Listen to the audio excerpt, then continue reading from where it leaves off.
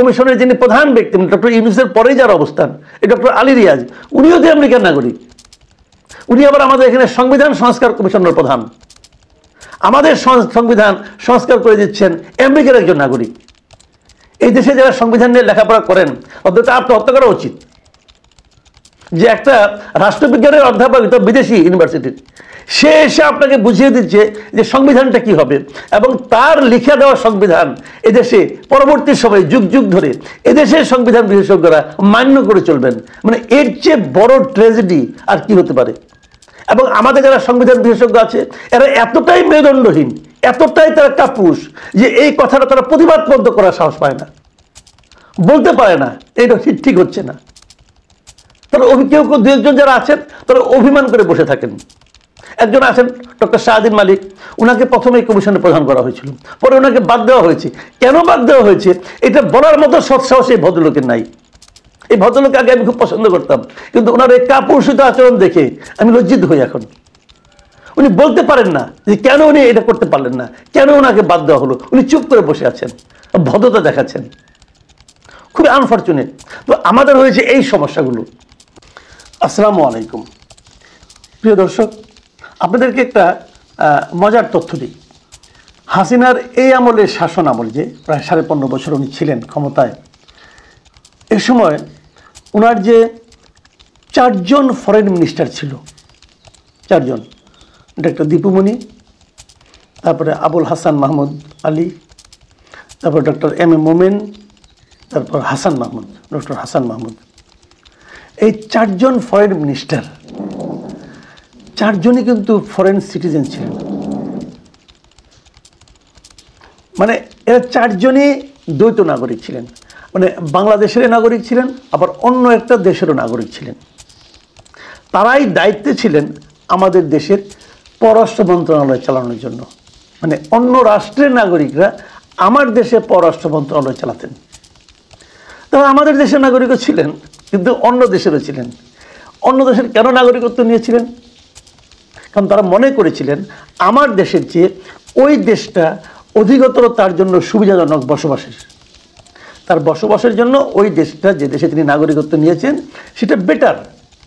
তো বেটার একটা দেশের নাগরিকত্ব উনি নিয়েছেন, তাহলে আমার দেশের ফরেন মিনিস্টার হিসাবে যখন ওই দেশের সঙ্গে কোনো রকম দ্বিপাক্ষিক আলোচনা হবে, তখন তো উনি ওই দেশেরও নাগরিক। উনি কোন দেশের পক্ষ নেবেন? দীপুমণি ছিলেন ব্রিটিশ নাগরিক বাংলাদেশের পাশাপাশি, মাহমুদ আলী সাহেব ছিলেন যুক্তরাষ্ট্রের নাগরিক, মোমেন সাহেব ছিলেন যুক্তরাষ্ট্রের নাগরিক, এবং সর্বশেষ হাসান মাহমুদ, বিখ্যাত হাসান মাহমুদ, তিনি ছিলেন বেলজিয়ামের নাগরিক।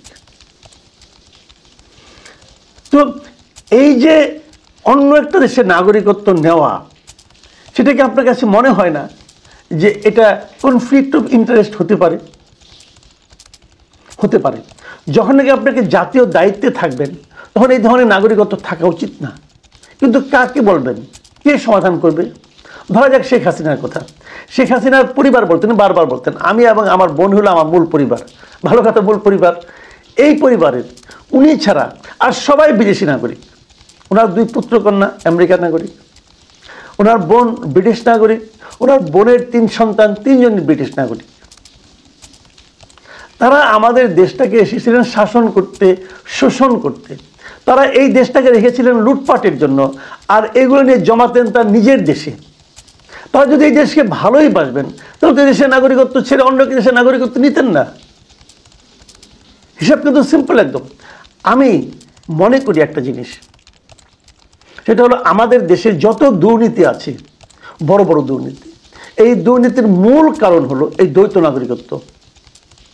দ্বৈত নাগরিকত্ব যারা আছে, যারা নাকি অন্য দেশেরও নাগরিক, আমার দেশের পাশাপাশি, এই দেশে জন্ম, এই দেশে কর্ম, কিন্তু তাদের মূল লক্ষ্য হলো অন্য দেশে যে জীবনের শেষ সময়টা আরাম আয়েশে কাটানো, অথবা এখনই যে আরাম আয়েশে কাটানো, অথবা ওই দেশটাকে অধিকতর নিরাপদ মনে করা, অধিকতর নিজের মনে করা, এরাই হলো দুর্নীতির মূল কারণ। কারণ হলো এটা, দুর্নীতি যারা করেন তাদের মধ্যে একটা ভয় থাকে যে আমি তো দুর্নীতি করব, তারপর তো একসময় ধরা পড়লে তো আমার শাস্তি হবে। এদের মধ্যে ভয়টা থাকে না। তারা মনে করে দুর্নীতি করবো, করে টাকাটা পাচার করে দেবো, দিয়ে ওখানে একসময় চলে যাব, আমার কীভাবে ধরবে? পারবে ধরতে এই সরকার এস আলমকে? পারবে না। পারবে ধরতে আজিজ খানকে? সেটাও পারবে না। আমাদের এখানে বড় বড় ধনী যারা আছে এদের মধ্যে বিদেশের নাগরিক না, মানে দ্বৈত নাগরিক না, এমন আপনি খুঁজেই পাবেন না। কানাডায় তো একটা নির্দিষ্ট অঙ্কের টাকা দিলে সেখানে নাগরিকত্ব পাওয়া যায়। কানাডার বেগমপাড়া নামে একটা বিখ্যাত এলাকায় আমরা বলে থাকি যে ওখানে নাকি সমস্ত বড় বড় যারা নাকি যারা রাষ্ট্রের দায়িত্বপ্রাপ্ত ব্যক্তি, আপনার রাজনীতিবিদ, মন্ত্রী, এমপি, এমনকি বড় বড় আমলা, এদের সবার নাকি স্ত্রীদের নামে ওখানে বাড়ি ঘর আছে এবং তাদের মাধ্যমে নিয়মিত টাকা পাচার করে তারা ওখানে একটা বিশাল অঙ্কের অর্থ তারা সংগ্রহ করে রেখেছে। এখান থেকে দুর্নীতি করে যতটুকু কামানো যায় কামিয়ে শেষ মুহূর্তে সবাই তারা উড়াল দেবে ওখানে যে স্ত্রীর সঙ্গে সন্তানের সঙ্গে থাকার জন্য। আমি এই জিনিসটা মনে করি যে এটাকে থামানোর এখনই উপায়। যেমন ধরেন পার্শ্ববর্তী ভারতে কিন্তু দ্বৈত নাগরিকত্বের কোনো সুযোগ নাই, আপনি চাইলেও পারবেন না। আপনি যদি অন্য একটা দেশের নাগরিকত্ব নিতে চান তাহলে প্রথমত যে কাজটা আপনাকে করতে হবে, আপনাকে আপনার ভারতের নাগরিকত্ব ছাড়তে হবে, তা না হলে আপনাকে দেবে না নাগরিকত্বটা। কাজে মানে পৃথিবীর যেমন সিঙ্গাপুরে, যারা সিঙ্গাপুরের নাগরিক হয়েছেন আমাদের দেশ থেকে, এদেরকে কিন্তু বাংলাদেশের নাগরিকত্ব ছেড়ে যে সিঙ্গাপুরের নাগরিকত্ব নিতে হয়েছে। এখানে যে এস আলম বলেন, আজিজ খান বলেন, তারা কিন্তু সেই কাজটা করেছেন, না করলে তাদেরকে সেটা দেওয়া হতো না।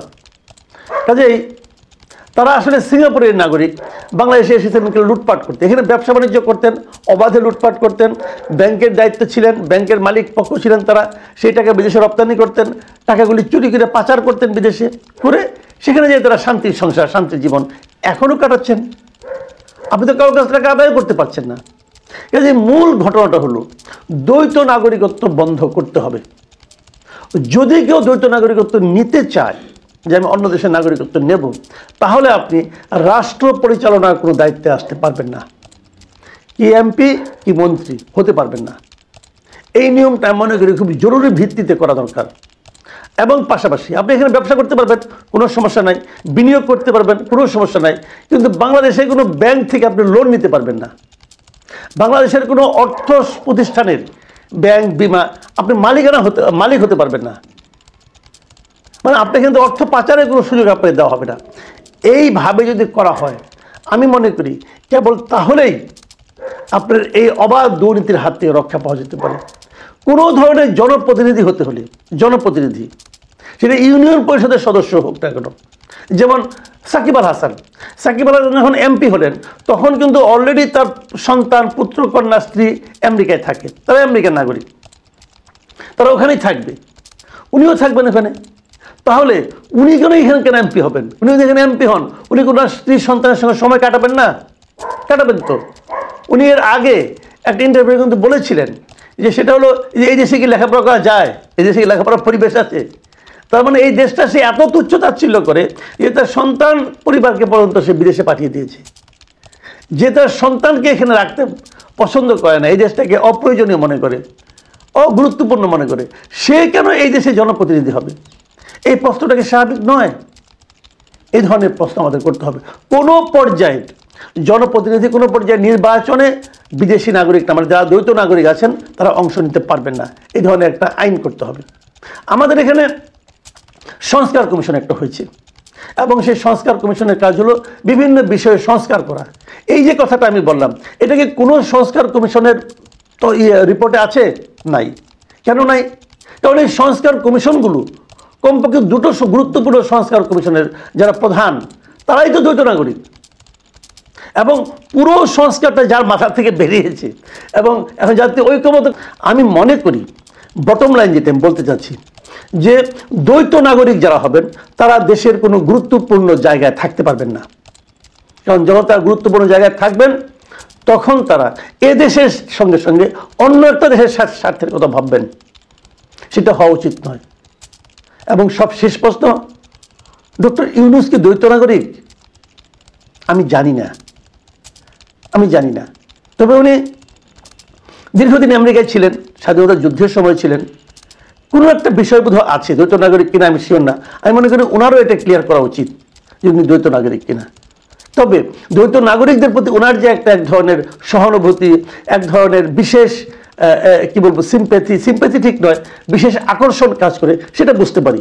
কারণ ওনার উপদেষ্টা মণ্ডলীতে এবং ওনার বিশেষ সহকারী যারা আছেন এদের মধ্যে বেশ কয়েকজন আছেন দ্বৈত নাগরিক, বিদেশে থেকে এখন ওরা দেশপ্রেম দেখাচ্ছেন। এবং তারও যে বড় কথা, আমরা এটাও দেখি বেশ কিছু ইউটিউবার আছেন যারা বিদেশের নাগরিকত্বের জন্য ওখানে দরখাস্ত করে বসে আছেন, তারা আবার এই দেশের জন্য সবচেয়ে বড় প্রেমিক। আমার কথা হলো যে মায়ের চেয়ে মাসির দরদ কখনো বেশি হতে পারে না। প্রিয় দর্শক, এখন এ পর্যন্ত। আল্লাহ হাফেজ।